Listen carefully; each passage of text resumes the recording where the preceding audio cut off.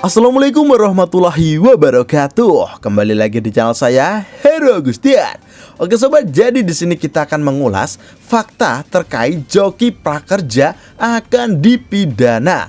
Nah, berikut ini kategori joki prakerja yang akan terpidana. Kira-kira bagi teman-teman yang kemarin menjadi joki prakerja gelombang sebelumnya, apakah masuk dalam kategori yang akan terpidana? Nah, di sini kita sudah mendapatkan jawaban dari memang sumber yang valid ya teman-teman, dan nanti akan saya tunjukkan sumber tersebut.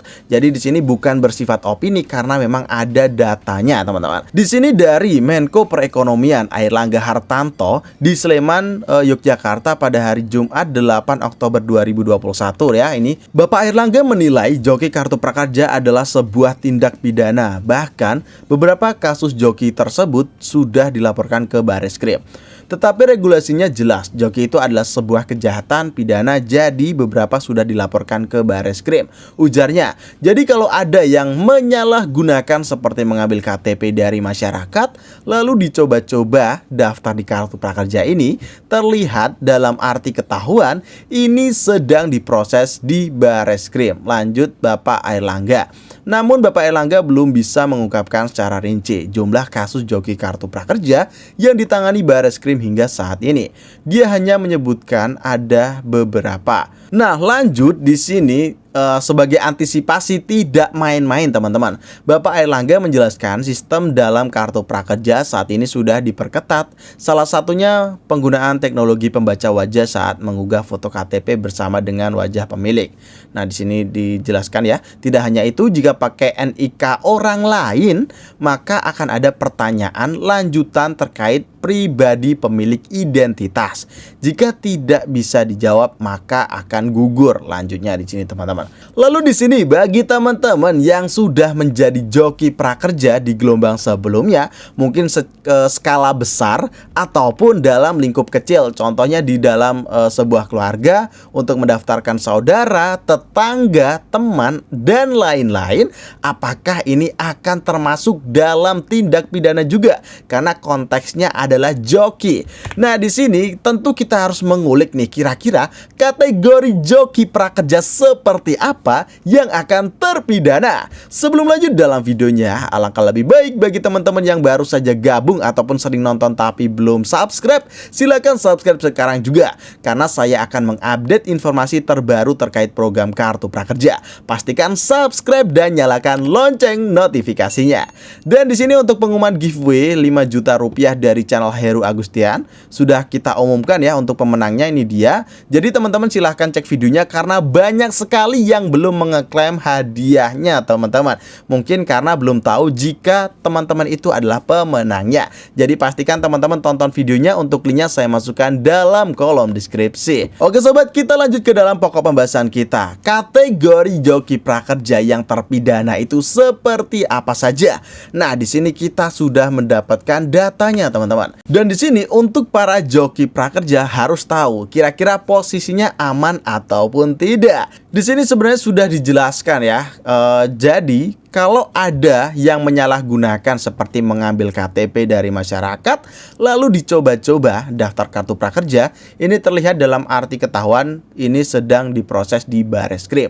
Jadi di sini mengambil KTP dari masyarakat lalu coba-coba itu ibaratnya dia tidak ataupun tanpa seizin pemilik KTP tersebut ataupun mencuri data dari masyarakat. Entah aksesnya bagaimana, tetapi dia bisa mendapatkan KTP dari masyarakat tersebut. Nah, jika mendaftarkan tanpa sepengetahuan pemilik data, tentu ini adalah hal yang sangat tidak menguntungkan bagi yang didaftarkan juga. Bahkan ini bisa ditindak pidana ya apabila yang pemilik data tersebut melaporkan ke pihak yang berwajib teman-teman. Itu adalah contoh kategori yang pertama, dalam konteksnya adalah mencuri data. Selanjutnya di sini kita juga mendapatkan berita dari CNN Indonesia. Nah, di mana ini yang sudah diringkus, yaitu ini dia, sindikat pemalsuan ribuan data penerima prakerja. Di sini sudah diringkus teman-teman. Di sini kita akan langsung saja ke dalam poinnya, ini dia. Bapak Faisal ini adalah Kapolres ya teman-teman, menambahkan jumlah data yang sudah digunakan para tersangka sebanyak 19.424. Ini banyak sekali data yang mereka gunakan. Sementara yang sudah diunggah sekitar 1.000 data tersebut mereka dapatkan dari media sosial termasuk aplikasi Telegram. Para pelaku menggunakan kartu tanda penduduk orang lain setelah berhasil mendaftarkan via online. Data bantuan dari pemerintah pusat masuk ke rekening dompet digital OVO para pelaku, bukan ke peserta yang datanya didaftarkan. Jadi ini sangat murni penipuan ya teman-teman, bagi datanya yang diketahui digunakan ataupun tidak diketahui digunakan oleh pelaku tersebut. Nah, lalu di sini menurut Faisal, para tersangka sudah setahun lebih melakukan aksi pemalsuan data peserta penerima prakerja itu. Mereka pun berhasil meraup keuntungan sebesar 80 juta. Aksi para pelaku ini terungkap saat menjual data penerima bantuan prakerja secara online. Hal ini dilaporkan dan diselidiki oleh tim unit 2 ekonomi Satreskrim Belawan paparnya. Lalu di sini kita mendapatkan informasi juga bahwasanya korban dan KTP yang digunakan itu dari seluruh Indonesia, bukan hanya Medan ataupun Sumatera Utara. Yang terbanyak dipakai alamat Bali, Kalimantan, dan Papua. Nah, di sini konteksnya jelas sekali. Mereka ini memang sebuah sindikat yang menggunakan datanya secara besar sekali ya teman-teman. Nah, bisa kita lihat di sini sampai dengan 19.000 data dan sudah diunggah 1.000 data. Itu tadi adalah kategori yang fix ya teman-teman, termasuk dalam tindak pidana. Lalu bagaimana bagi yang sudah terlanjur mendaftarkan seperti saudara, tetangga, teman, dan lain-lain?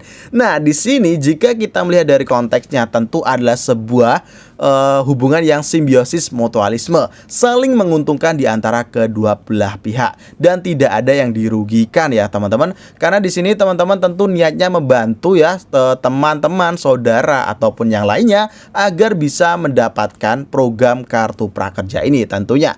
Dan jika apabila teman-teman itu menerima uang seperti 100.000 per bulan ataupun 200.000 per bulan, itu masih dalam konteks yang wajar jika kita gunakan untuk mengakses internet dan kita gunakan untuk membeli paket data.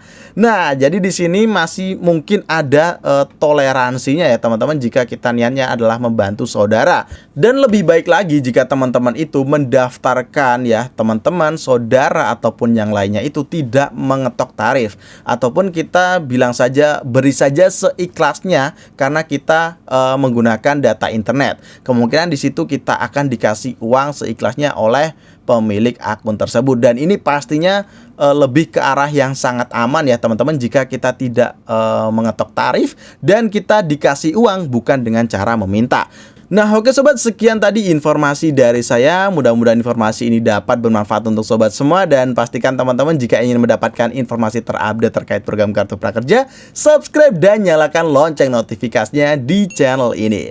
Oke sobat, saya akhiri dalam kesempatan video kali ini dan sampai jumpa di video selanjutnya. Wassalamualaikum warahmatullahi wabarakatuh.